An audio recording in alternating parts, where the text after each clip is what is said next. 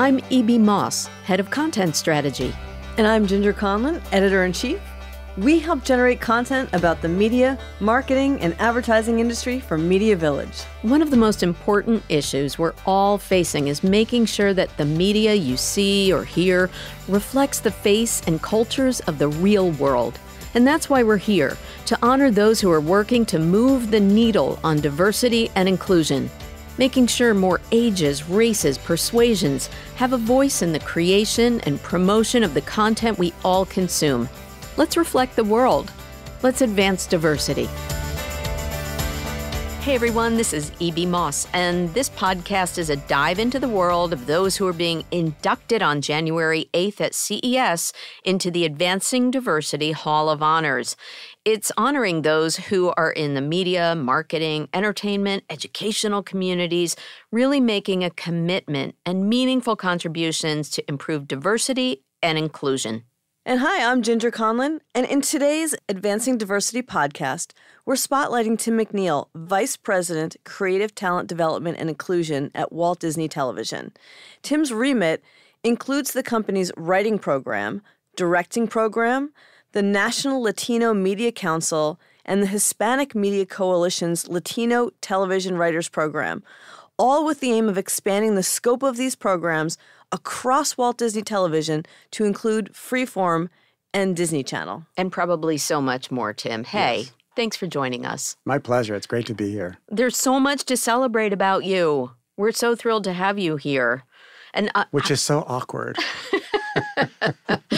we love that. We love that you, with your esteemed background, actually feels a little vulnerable. Absolutely. But now I'm going to make you blush even more. Tim is also the primary liaison for Walt Disney Television's diversity-related coalitions, nonprofit arts institutions, entertainment industry guilds. Oh, my goodness. Where do you begin? How does your day start? My day starts with gratitude. Oh. I have an amazing team that really does the work on the ground, and they all show up every day committed and passionate about the work that they do. I like to think that I'm the guy that is there to clear the way for them to do the work. So through my years of experience in building relationships, I use those relationships internally and externally to make all the work that we do possible.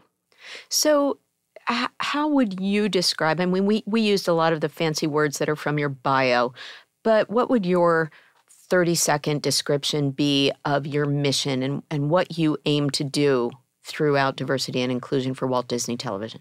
On a grand scale, it is to impact the content that Walt Disney Television produces and programs through diversity and inclusion. On a more granular scale, it is about closing the gap for individuals that are creatives in this space.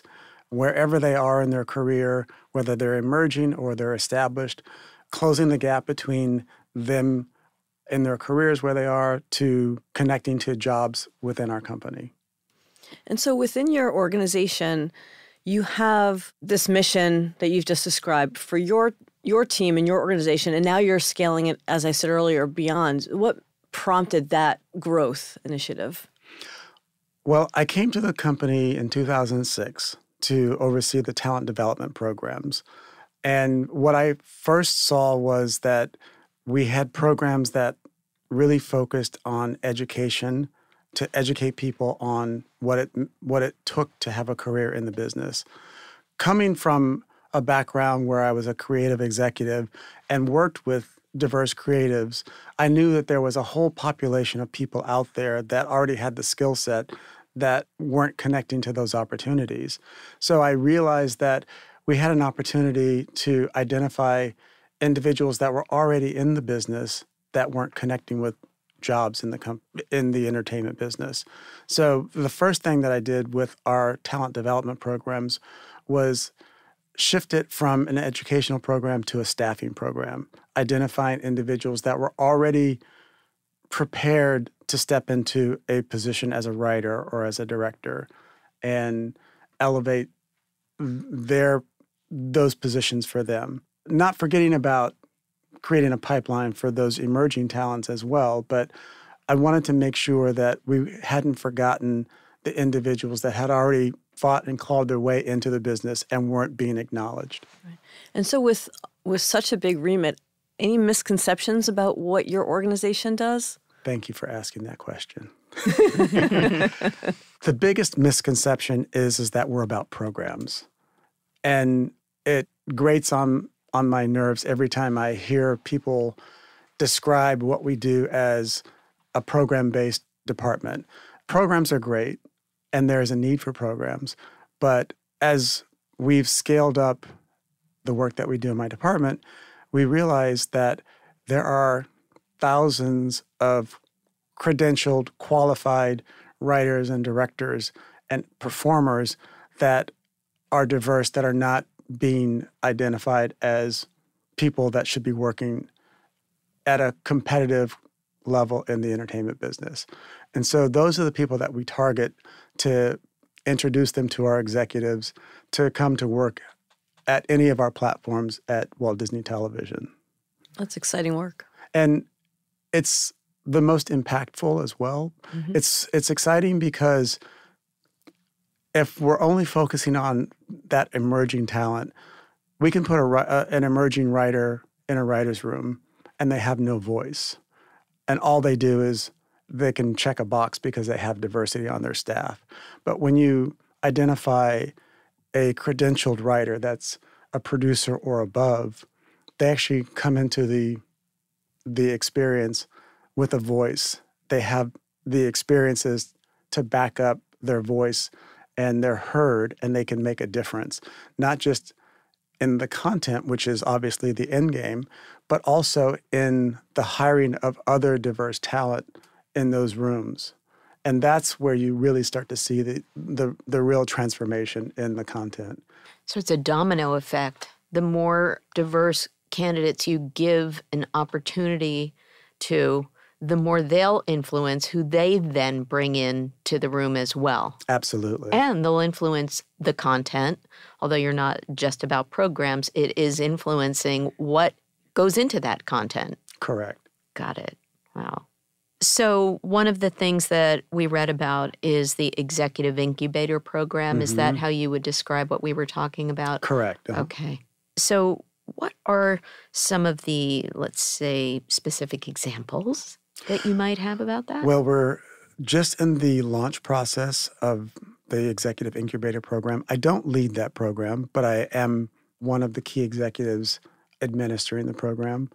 It is a program that is designed, again, a program that's designed to identify diverse individuals to create a pipeline into the creative executive ranks. And the way that we're going about it, it doesn't officially launch until the middle of October. We're in the interview process now and whittling down the people that have applied for the program.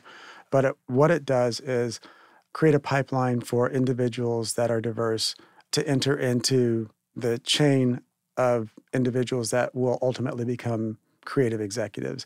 And ultimately, those are the people that are the champions with all of our shows to identify the people that we develop with and the people that we hire on each of those shows.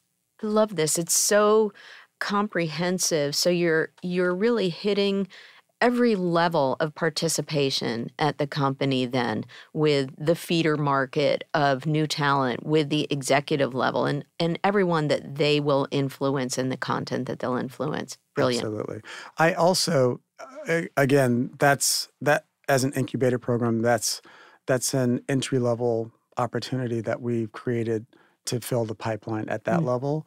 But I also work very closely with our recruitment team to identify the diverse executives at mid and upper levels as well, so that whenever there is a role that comes up in one of our creative departments across Walt Disney Television, I'm in touch with our recruiters to identify qualified, credentialed, diverse executives to be considered for those roles as well. Okay, we're all storytellers here at this table. Okay. So tell us a story of someone who your work and your team's work has impacted. No names need to be mentioned, but just someone who really their career opened up as a result of the work that your organization does. there are so many. That's a good answer right there. Good. You know, and they're like my children. I'm so proud of each and every one of them. And I have to say, over the 13 years that I've been running the talent development programs and the last 7 years of leading the team, the Creative Talent Development and Inclusion team, we've had over 250 individuals that have come through our writers program. And the shift of it being an educational program to a staffing program has really transformed the landscape of the television business. One example is a young man that I had met just as I was coming into this job, who had recently moved to Los Angeles as an aspiring writer, at the time thinking that he wanted to be a feature writer. I encouraged him to apply to our writing program. He did. He got in. I don't know if it was the first year or the second year that he applied, but he got in the program and initially got staffed on a show that he probably didn't think was really his voice, but it was an opportunity for him to learn the craft. And he really rolled his sleeves up and learned the craft. He was also very savvy about building relationships.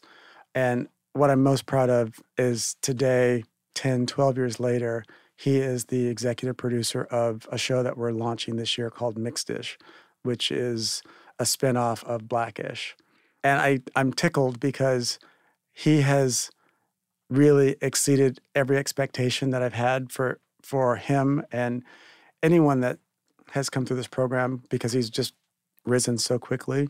And I think the relationship that we have, he's still very, and I hope he doesn't hear this, I still feel like he has this deferential kind of persona when he's around me, like he's my little brother. And he's always so respectful and demure. And he's this 6'2", 6'3", really kind of big, imposing guy, but he's just has such a gentle spirit. And to be the executive producer of a new show that has the potential to really impact the way that people think of people of color, and in particular the show that is about people who are of mixed race that are really just now coming into their own, and he's leading that way, and he's of mixed race himself. So it's an opportunity for him to kind of tell his own story in the framework of this show. Well, I have to say, Tim, that, I think Ginger and I both agree that we're a little in awe of you anyway, and you're very humble, and you're very soft-spoken about the big voice that you've given to the industry. And it comes from a pretty impressive background also. I mean, ICM and things like that. Yeah, so you've shifted basically from developing program to now developing talent. How did that shift come about? I'll tell you a little story, and I'll try to trim it down some. When I was a little kid, I saw a movie called The Idolmaker, and immediately I kind of gravitated towards that. I didn't know exactly what it meant, but I knew that I wanted to work in the entertainment business from that point. And I really kind of embraced the idea of being the person behind the scenes that propped other people up to go after their dreams, kind of the guy in the shadows. And that's what kind of pulled me to Hollywood. Initially, I, like many people, I found my way in through entry-level positions and went from working in casting to working for a major filmmaker, John Hughes, starting as a production assistant and working my way up in the company. But my career really took off when I took a left turn and took a job as an agent trainee at a small boutique agency. And I went through the mailroom, and I hated every moment of it. But I got on a desk that ultimately really changed the direction of my career. I got on a literary desk by a guy who's infamous in Hollywood, a guy named Ari Emanuel, who's now the co-CEO of WME. And he was the toughest boss that I'd ever had. But it didn't sway my commitment to moving my career forward. And I just committed that I was going to do whatever it took to survive his desk and build a career for myself. He became my biggest champion. And when I left his desk to go work for a partner, within 3 months, he was on that partner's back to promote me because I knew all of his clients and had a daily phone relationship with those clients that he was comfortable with, that if I became an agent, he could go after bigger clients. So I got promoted and I started to kind of support his younger clients. That led to building my own career as an agent. I was one of 5 people of color in the agency talent representation business back in the 90s. And as a result of that, almost every person of color came through my office at one point or another. Whether I could represent them or not, I was in a position at the table where I had information that I could share with them that would help them kind of shorthand their career path. And so I shared a lot of that information with those people, and it helped them to move their careers forward. I was invited to join the team of the WB Network at its inception in 1994. And after 3 inquiries that I had, the first 2 I said no, then I realized that it was a really unique opportunity to actually be a buyer and really be in a position to hire the people that I was passionate about. I did. And a long story short, it really was kind of a transformational period in my career where I was, at the time, the highest ranking African-American in programming, highest ranked African-American male in programming. And it gave me a certain cachet and an ability to empower people that I believed had a voice that should be told. So I heard a few things in there that sparked a couple of questions for me. The classic, work your way up from the mailroom thing and School of Hard Knocks, the tough boss, and achieving great heights as an African-American male. But diversity and inclusion is certainly more than race, and it includes ageism, and it includes sex and things like that. And one of the things that we talk a lot about at MediaVillage, and Jack Myers is a proponent of, is to break down the barriers both to elevating young people in the industry and to including the 55 plus as viable consumers, let alone executives and staff. So how do you see that in terms of the Walt Disney Television Group and creating greater inclusion? I think ageism is probably the biggest area of our blind spot that we're not really focusing on. I think between that and the disabled community, those are the 2 areas that we need to do better on, and we need to really open our doors and be more welcoming of that. I think there's a systemic problem that we all share around ageism that, when you get to a certain point, this seems to be a young person's business, and young people don't value people that are veterans in the business that have that experience. And I think that those are people that we can learn from and continue to elevate the work that we do. So that sort of reminds me of the Robert De Niro film, The Intern. And and I know that you're involved in the interns program. Yes. Can you talk about that a little bit? I think this is the PA program that you're referring to. That is also a new program that we're launching. By the time CES and the Advancing Diversity Honors comes about, it'll be January. So for those listening now, hopefully both the executive pipeline that we described and the interns program will have some traction. I hope so. We're happy to hear about it first. And the intern/PA program that we launched this year, the PA program is underway already. And we haven't reached our goal for the year yet, but we've already hired 15 individuals that are working PAs now on shows that are under the Walt Disney Television umbrella. And the goal is to hire 5 to 10 individuals on each of our television studio platforms in the first year.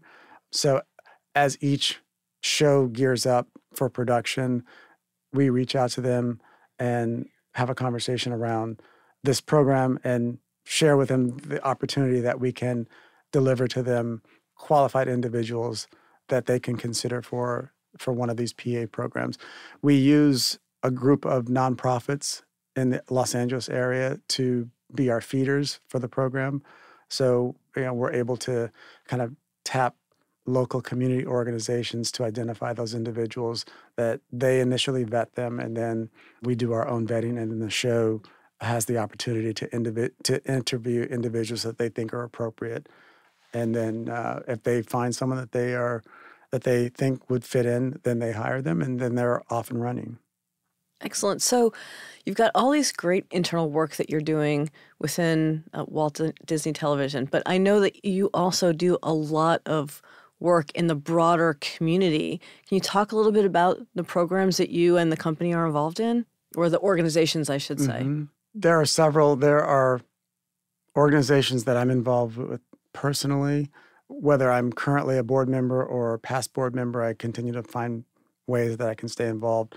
I was on the UCLA Alumni Board, and currently one of 3 individuals on the diversity committee for UCLA to identify individuals that are coming through UCLA's undergrad programs that want to work in the entertainment business and creating opportunities for those individuals. There's an organization called HOLA, Heart of Los Angeles. That's an after-school program they serve primarily a Hispanic community in the MacArthur Park District of Los Angeles. And it's a program that just touches my heart when I think about its inception to where it is today. It started with the founder, who used to play basketball at this local outdoor basketball court in that area. And there were 4 boys that used to play basketball there, that one day 2 of them were not there, and he asked where they were, and turns out one of them had been shot and killed in some random gang violence. And so he created HOLA as an after-school program that was a safe zone for kids. They serve over 3,500 kids a week now, and they have a program, an educational program that helps them to get into to think about college as a track for them. And they have a 100% success rate of their students that graduate from high school and go on to college.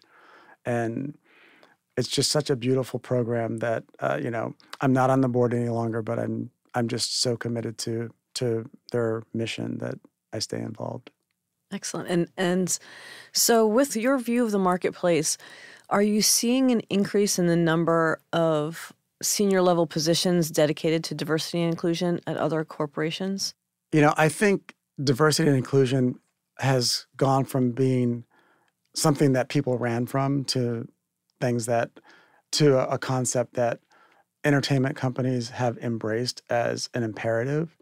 I think there's an ebb and flow of it. I think I can only speak for the Walt Disney Company, but every position, every executive position that comes available, especially on the creative side, we really have a commitment to identifying diverse candidates for those positions. At the end of the day, I think we still have some work to do in terms of going beyond the intention and actually following through with hiring those individuals. But we are very much in that lane that's important to us. I saw you hesitate in answering that question. So adding the theater of the mind description. And I think the fact is, Tim, is that it is an imperative. And that's part of why we have Advancing Diversity Honors, to move it, as we said in the beginning, from advocacy and talking about it to actually doing it. Mm-hmm. And so reading between or hearing between the lines, that there needs to be more. And, I know that you're also, I believe, still active in Color Entertainment. I am. I'm on the board of Color Entertainment, which is an organization it's a volunteer organization of diverse creative executives that came out of a day when there were very few of us, and we realized that we needed each other. And so we started meeting for breakfast once a month just to be supports to one another, and it evolved into sharing information that would help move our careers forward, to a formal organization of, I think, over 400 diverse creative executives and assistants. We just got our 501c3 last year, so that we really wanted to formalize this as an organization that was committed to the cause and committed to both supporting one another in a sense of fellowship and camaraderie, to connecting with entertainment companies to make sure that whenever there was a whenever there was a position available, a creative job available at one of these companies, that they couldn't say, oh, we just couldn't find anyone. Mm-hmm. Which is too frequently the refrain that we hear. Yes. Which is BS, especially like with women executives. Absolutely. Come on now. Right. So I'm sorry, I'm a little passionate about that. Right. So part of our strategy is to build relationships with those corporate leaders. So we have a signature dinner that we do where we do that quarterly, where we will meet with a company's president or chief executive officer and all of their direct reports on the creative side to just start building relationships. It's not about an HR recruitment thing. It's just about starting a point where we plant the seed of the relationship so that when those opportunities come available, that hiring executive can say, you know, I met someone at Color Entertainment at that dinner that I think would be right for this role. And they actually have a place that they can refer back to when they actually had that, where they met the first time, so that there's actually a connection point. The human touch. Absolutely. I mean, that's how you're the talent guy.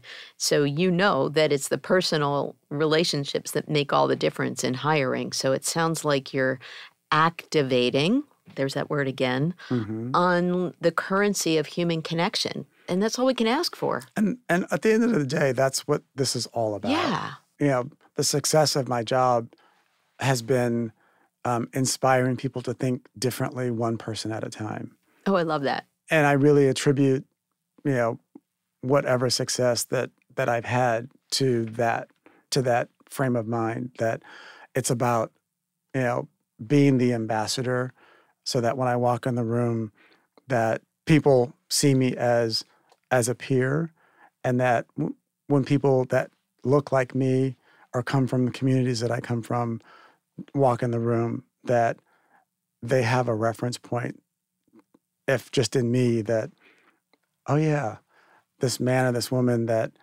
looks like me, I can reference Tim McNeal to how they're going to perform and deliver and just fit into their environment.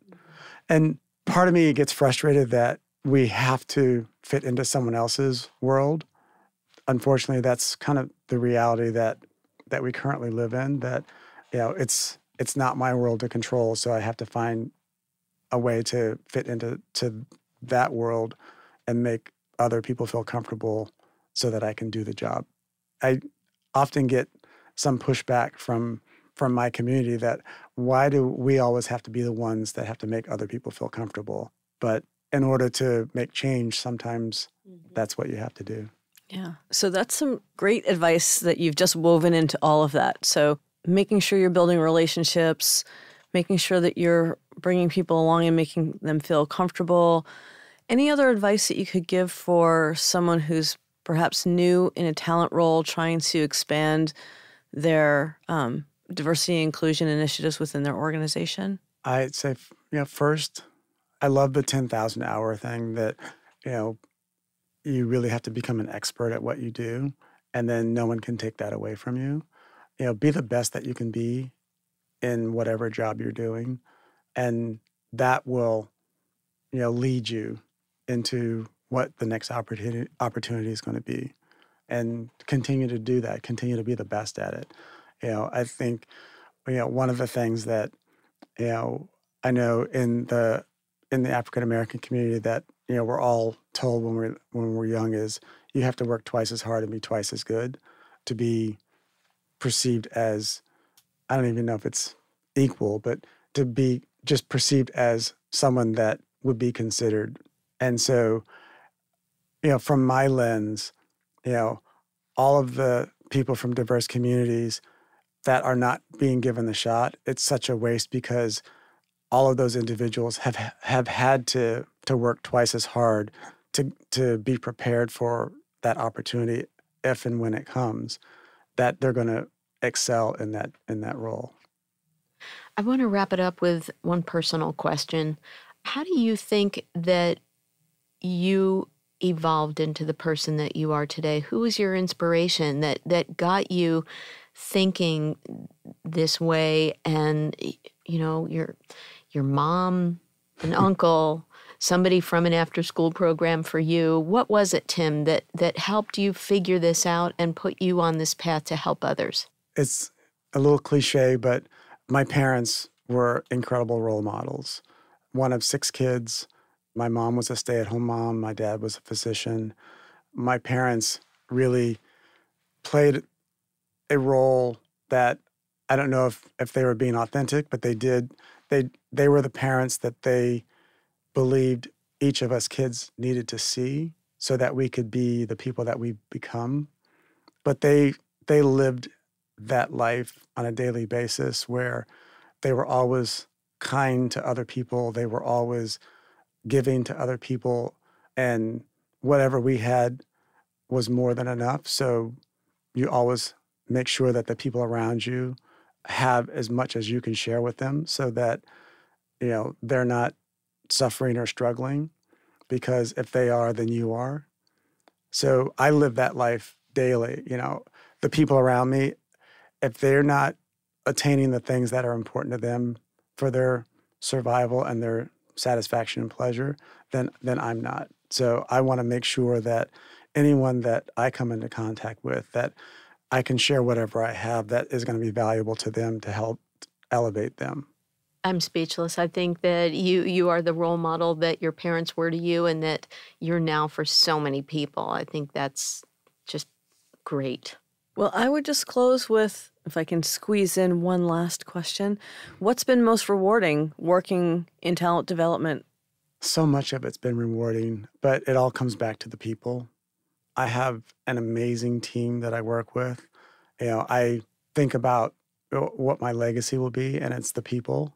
You know, as I continue to lead this team, I want the people that are on my team to move on and excel beyond what they've done on my team. And I'm starting to see that. There's 2 women that worked on my team that went to Universal to launch a global diversity and inclusion team. And they're just killing it on the feature side. And fantastic. And it makes me so proud as I watch them step into the light for themselves and continue to do this work. And I look at the rest of my team and I'm thinking about what opportunities lie ahead for them where they can continue to do this work on a greater scale.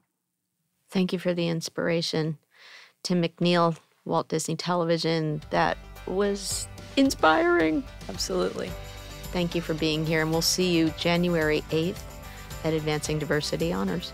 Great, thank you. It's a pleasure to be here.